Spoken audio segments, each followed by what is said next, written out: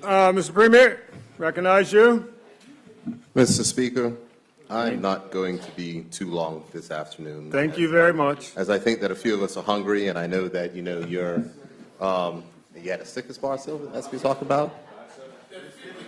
The diet soda, that's what you need. I had Diet Coke, so I'm all right. And Mr. Speaker, we've heard a lot of sound and fury today. A lot of sound and fury coming from members who have no solutions, who have nothing left but to try to attack and to try to tear down. And despite the fact that there is progress on so many fronts inside of this country, they will constantly find a way and a need, aided and abetted by their friends in the media. And it is particularly interesting, Mr. Speaker, that the opposition leader himself, who, I will say, has a history of making statements which are not necessarily aligned with fact. Point of order, Mr. Speaker. Point of order. Yeah, the honourable member, Premier, is misleading the House. He started off by essentially saying that I was misleading the House. I haven't said anything today other than facts that I have in front of me.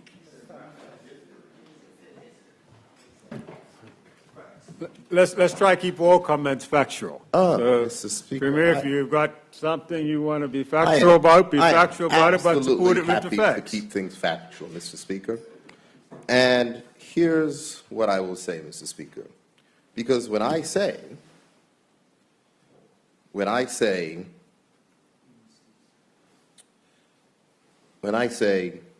friends in the media, Mr. Speaker, I'm not making it up. I'm not making it up at all. Because today, the Royal Gazette has given us the example of the home field advantage of what they give to the One Bermuda Alliance. And let me just make it very clear, Mr. Speaker, because on numerous occasions, the honorable opposition leader, who has a habit of making statements which may not exactly be in line with the facts, decided to do the same thing again today. Printed inside the Royal Gazette in an opinion piece called What's Good for the Goose. And he went on with his opinion piece about what's good for the goose and spoke about the fact of payroll tax charges and credit cards, and then, of course, ends his statement with something which has already been disproven by the budget numbers, but somehow just must sound good inside of the polling in which they do in their focus groups, which says, and I quote, "One would think that with an extra $2.5 million being allocated for its communication efforts, the government will be able to implement a fail-safe process to approve a press release," end quote. Now, we know, Mr. Speaker, that there's not $2.5 million extra dollars in communication, but that won't stop the opposition leader or his friends over there from saying it. But here's where the story turns, Mr. Speaker. And Chris, please bring up the website and screenshot it before they put it back right quick. Please, please, please, please. This is important, Mr. Speaker. When the opposition leader gets called out by someone who will never be called a friend of the Progressive Labor Party, Mr. Brian True, I'm going to read to you exactly what Brian True wrote in response to the opposition leader. And the reason why I can read it for you, Mr. Speaker, is because you won't find it on the Royal Gazette website right now, because they took it down. But I was lucky enough to still have the page on my phone to screenshot it so I can read, Mr. Speaker. And Mr. Speaker, let me tell you what it says. It says, from Brian True, "This opinion piece is trying to mislead voters by taking the Minister of Finance's statement out of context. It is extremely disappointing to see the One Bermuda Alliance resort to the same distortion information tax the PLP used on them.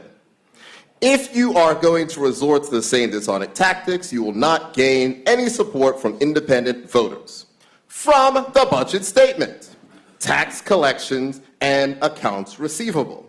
And it goes on, Mr. Speaker, to basically say exactly what was in the budget statement. But guess what? It's no longer on the website, Mr. Speaker. It's now been replaced with a comment attacking the PLP. So when I say they're friends in the media, there it is for you in black and white. Plain and simple, Mr. Speaker. So, now I'm going to go back to my comments. Because when we speak about bias from the daily newspaper, everyone who's listening now sees the bias from the daily newspaper. When someone who's no fan of the government has the temerity to attack them, the comment gets deleted. And now there's comments attacking the government. Shock and surprise. Not for me, Mr. Speaker. Because here we go again. And the one thing that I want to say, Mr. Speaker, is, as I've said on numerous occasions, what we have here is the past versus the future. And it is important to recognize the difference between the past versus the future. Because people who speak about the past are stuck in the past. And not only are they stuck in the past, but they have old ideas. The old ideas, Mr. Speaker, play themselves out when we have individuals who will sit here and defend the status quo at all costs. Now, here's the thing, Mr. Speaker. I don't blame them. Because if I was defending my pockets, I would defend it too. If I was a shareholder of an insurance company that is pocketing money off of government, I would defend it too. But guess what, Mr. Speaker? I'm not. So I'm standing up for the people of this country. Now, when we talk about the past versus, I hear the noise now, Mr. Speaker, so get nervous. Get nervous. Because when we talk about the future, Mr. Speaker, it is very, very, very important to put in context what is going on in the world. The world is changing. And this year, I was fortunate enough to be invited to attend the annual meeting of the World Economic Forum. Something which is an invitation of which I certainly took, and something, without question, was beneficial. But, Mr. Speaker, if you'd allow me, I want to read from the World Economic Forum's manifesto this year. And it says that governments have three basic options when confronted with the challenges of the world faced by the fourth industrial revolution. Three options. The first option of which they have is to protect those who have been left behind from the transformative changes brought by the fourth industrial revolution, thereby gaining short-term political advantage, but ultimately setting the stage for erosion of competitiveness. Item number two, which I'm going to call the One Bermuda Alliance approach. Follow a laissez-faire policy which requires the business community to be ready to and able to serve as a strong catalyst and mover. Mr. Speaker, the business community in this country will protect their interests, not the people's interests. The third is mobilize all forces to fully embrace the fourth industrial revolution and achieve a leadership position, recognizing that the principle of the future global economy will no longer reflect Adam Smith's division of comparative advantages, but rather a world characterized by a complex interplay between platforms and systems that cross national boundaries. Now, Mr. Speaker, that is a mouthful. But let me make it clear what it says, Mr. Speaker. The world is changing. boundaries are falling. We have to think differently. This government will make absolutely no apologies for measuring, for understanding, but acting with deliberate intention to change the status and structure of this economy. When we talk about healthcare, Mr. Speaker, when we talk about healthcare, it is important to recognize that from the government health insurance program, which is administered standard hospital benefit, and the money which is going to insurance companies, over the last 5 years, Mr. Speaker, $80 million of that benefit has gone to administration, bonuses, and profits, and not towards health care.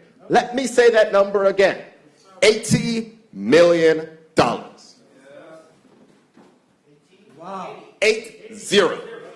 Want to make sure you got that.